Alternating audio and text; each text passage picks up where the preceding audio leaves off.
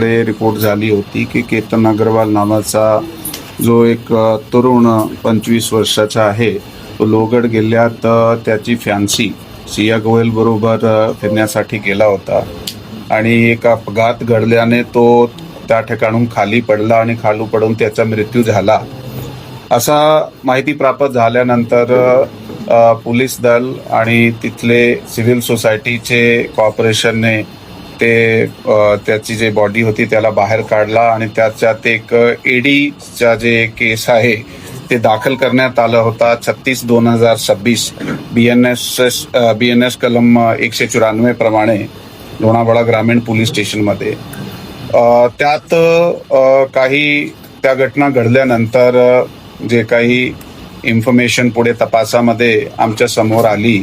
आणि ते मेहताचे जे नातेवाईकाकडून जे आम्हाला काही गोष्टी समजल्या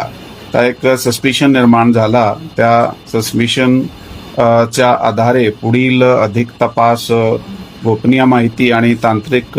यंत्रणे आहे त्याचा वापर करून करण्यात आला आणि त्यातून आमच्या समोर निष्पन्न झाला की हा ॲक्च्युली त्या मयत केतन विशाल अग्रवाल यांचा ज्याच्याबरोबर लग्न ठरवला होता आणि काही दिवसाने लग्न होणार होता सिया गोयल त्याचे बरोबर त्याचा नाता काही दिवसापासून वाईट झाला होता आणि त्याच्या तापसात काही भांडणासारखे प्रकार सुद्धा झाले होते आणि याच्यात एक तिसरा इसम जे आहे तो चेतन चौधरी नावाचा आता होता आणि तो व्यक्ती ही सिया गोयलचे बरोबर त्या दोघांनी कट रचून त्याला मारण्याचा त्यांनी कट रचला आणि त्याप्रमाणे प्रॉपर प्लॅनिंगले त्यांना तिकडे घेऊन गेले फिरण्यासाठी लोहगड किल्ल्यावर आणि हा दोघे वर गेल्यानंतर तो चेतन चौधरी सुद्धा मागून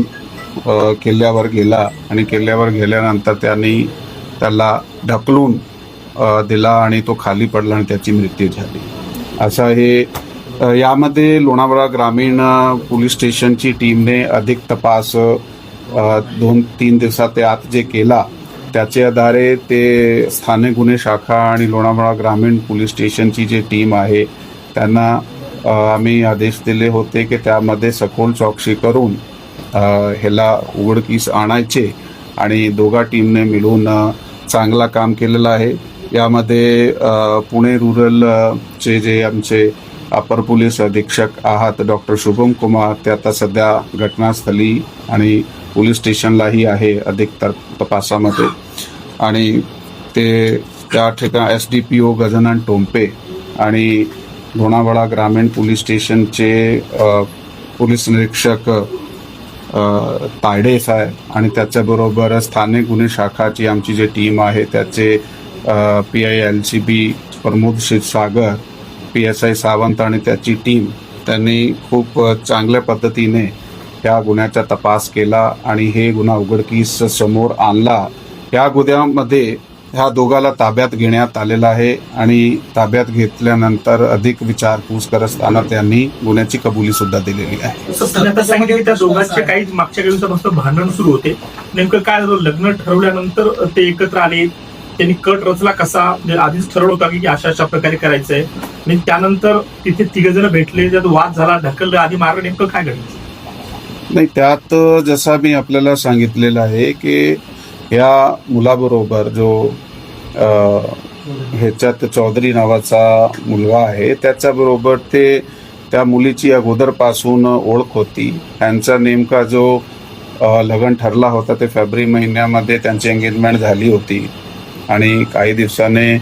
त्याचा 1-2 महिन्याने लग्न सुद्धा ठरलेला होता तारीख नक्की नव्हती परंतु त्याला ते मान्य नव्हता त्या मुलगीला म्हणून त्यांनी ते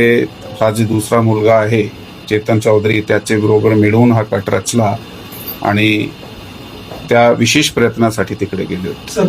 त्याच्यामध्ये हा मुलगा पडल्यानंतर तक्रार म्हणजे पोलीस स्टेशनला कळवलं तुम्ही आणि एकंदर प्रकार सिनेरिओ जोडला कसा आणि ओपन कसं झालं सगळं यामध्ये सर्वप्रथम ही जी माहिती आहे